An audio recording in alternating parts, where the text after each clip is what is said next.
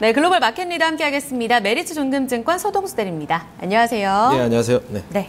오늘 이야기에 대해서 많은 분들이 어떻게 보면 주제를 조금은 예측을 하고 계실 것도 같습니다. 뉴욕 증시가 1% 넘게 금요일장에서 낙폭을 형성하는 모습이었는데요. 자, 오늘 주제는 어떻게 가져갈까요? 먼저 이슈 확인해 보시죠.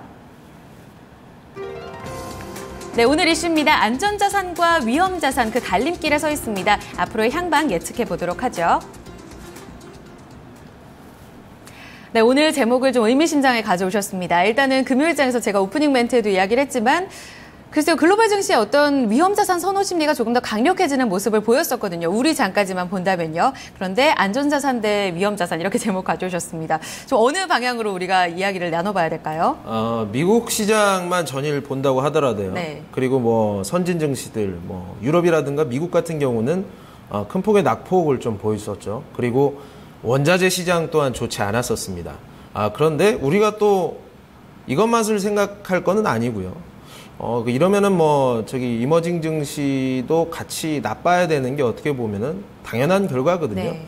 그렇지만 금요일에 보여줬던, 이머징 내에서 아시아 시장의 약진은 약간 좀 눈여겨볼 만하다라는 측면을 말씀드리고자 하는 거고요. 일단 금리 인상이 10월에 될지 12월에 될지는 잘 모르겠습니다만, 네.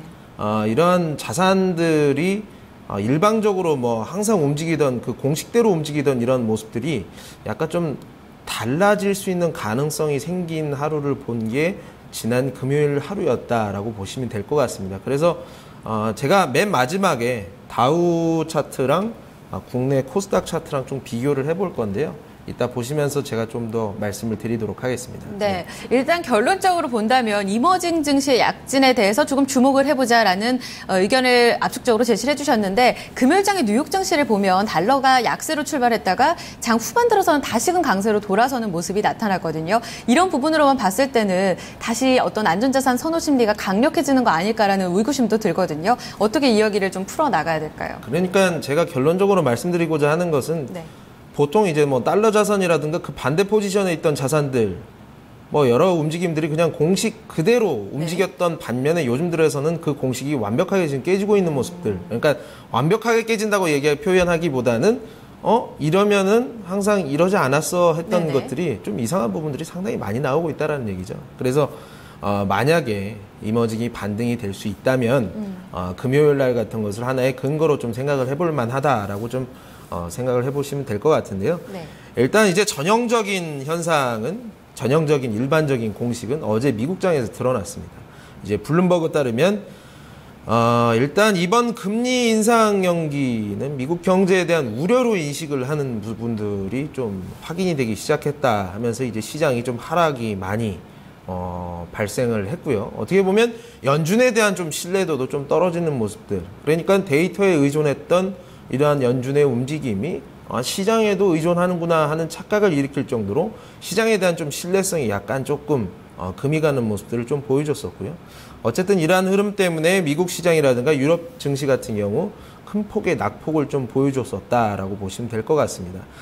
다우 1.7, 닥스 3%, 니케이 같은 게 1.9%나 떨어졌었고, 네. 전형적으로 이제 안전자산 선호가 미국 시장에서는 일어났었죠. 그러면서 채권 시장이 2009년 이래로 가장 큰 폭의 상승폭, 그러니까 최대 낙폭의 금리폭을 보여줬었다. 독일 분트 같은 경우도 유로존의 채권들도 가격이 급상승하는 모습을 좀 보여줬었는데요. 결국 이제 이러한 것들은 이제 월스트리트 저널 관련해서도 이제 좀 비슷한 시각이 나왔었는데요. 결국에 이제 시장의 경기 자신감이 감소하기는 했지만 네. 연내 금리 인상은 무조건 있을 것이다라는 우려감이 계속 또 팽배해지면서 여기 갖다 붙였다 저기 갖다 붙였다 하면서 시장의 하락하고 계속 좀 이어졌다라고 보시면 될 것 같습니다. 좀 방어적인 얘기를 하긴 했는데 시장이 약간 이제 부합하는 데이터가 좀 더 나오고 여기에 따라서 신뢰감 있는 금리 인상을 하려고 하는 이런 움직임이다. 이런 건 또 어떻게 보면은 시장에서 좀 좋은 부분이기도 한데요. 이런 것들은 결론적으로 시장 하락으로 이어지는 모습들을 좀 보여줬었죠. 네. 반면에 이머징 증시 이야기를 아까 해주셨었는데 우리 코스피 지수를 포함해서 중국 증시도 분위기가 상당히 좀 다른 분위기로 전개가 되는 모습이었거든요. 이 부분에 대해서는 해석을 좀 어떻게 봐야 될까요? 그러니까 로이터에 따르면 일단 항생, 상하이, 코스피 그리고 뭐 제가 블룸버그에서 이렇게 다 따져보면 네. 뭐 대만이라든가 인도 같은 지수들 약간 이머징 인덱스 자체는 마이너스의 값을 가졌었는데 아시아 국가들 중에서 뭐 수출을 그러니까 원자재 수출을 안 하는 국가들 네. 그러면서 뭔가 좀 그 환율의 그 수혜를 받는 최근 들어서 이제 이머징 국가들의 뭐 통화들은 당연히 약세였겠죠. 그래서 외환 보유고도 어느 정도 좀 건실한 국가들이 좀 이렇게 지수가 상승하는 모습들을 좀 보여줬다라는 측면. 이게 물론 일일 천하로 끝날 수 있을지 모르겠습니다만 어쨌든 안전자산이 선호가 되는 이런 전형적인 공식을 벗어난 흐름들이 나왔다라는 것들이 어떻게 좀 주목을 해볼 만한 부분들이 아닌가라는 생각이 좀 들고요.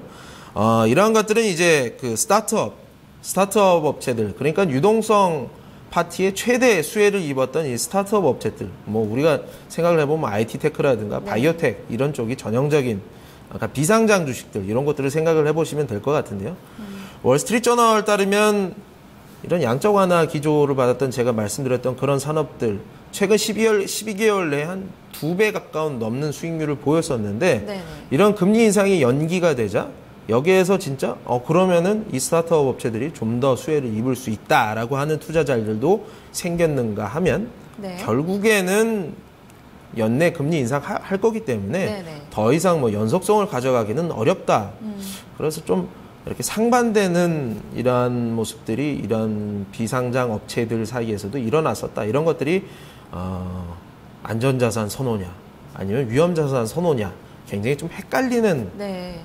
이러한 하루를 보여주지 않았나 이런 생각이 듭니다. 네. 그 얘기는 스타트업 어떤 기업에만 국한된 얘기는 아닐 것 같아요. 일단은 뭐 지금 유동성 그러니까 유동성 장세가 조금 더 지연이 됐느냐 이 부분으로 우리가 투자 관점을 가져가야 될지 아니면 결국에 연내 금리 인상을 하게 된다면 우려감은 계속해서 지속이 되는 건지 어느 쪽으로 좀 투자 관점을 가져가야 되는 걸까요? 일단 기존의 공식대로 무조건 생각을 하시는 부분들은 버리는 것들이 좀 네. 중요하다라고 말씀을 드리겠습니다. 일단 금리 인상 이후에는 결국에는 뭐 새로운 자산들의 포지션들이 구축이 되는 이런 현상들이 나오게 될 터인데 그 전에 있어서는 유동성 파티에서 되었던 산업도 되면서 뭐 이게 중장기적으로는 불가능하겠습니다만 네네. 금리가 인상이 이뤄지기 직전까지는 유동성 파티에서 수혜를 얻던 산업이 올라오기도 하고 전형적인 이제 뭐 안전자산들이 좀 올라오는 이런 현상들 굉장히 혼재된 시장들이 나올 가능성이 상당히 크다라는 측면. 어제 하루 있었기 때문에 이러한 연속성이 계속 이루어지느냐 하면 분명히 좀 확인이 필요하다라는 생각이고요. 다우 지수 한번 보시죠. 네. 다우 지수를 보시면 결론적으로는 이제 조정이 좀 필요해 보이는 음봉이 거래가 실리면서 나왔다라는 측면, 그 단기 이평선들을 다 뚫고 내려갔다는 측면에서는 다우 차트가 좀 더 좀 조정이 필요해 보이는 시기인 것 같기는 합니다만 코스피 지수라든가 코스닥 지수를 한번 보시면요. 이게 주요 이평선을 지금 뚫고 올라가고 있습니다. 네. 이게 단 어제 하루 하나만으로 그냥 끝날 일이냐. 이게 만약에 지속이 된다고 한다면 우리 코스닥이라든가 코스피 내에서 조금 뭐 잘하고 있는 스페셜리스트들, 네. 선택적인 자산들은 올라갈 수 있는 가능성도 꼭 열어둬야 된다라는 측면.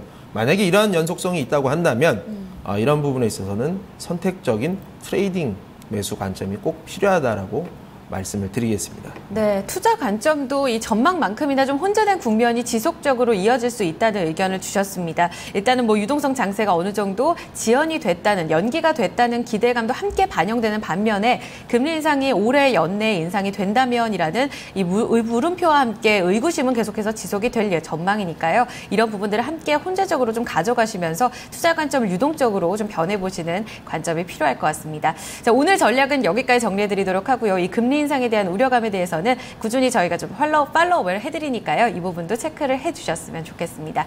말씀 여기까지 듣겠습니다. 메리츠 종금증권 서동수 대리와 함께 이야기 나눴습니다. 감사합니다, 대리님. 예, 감사합니다.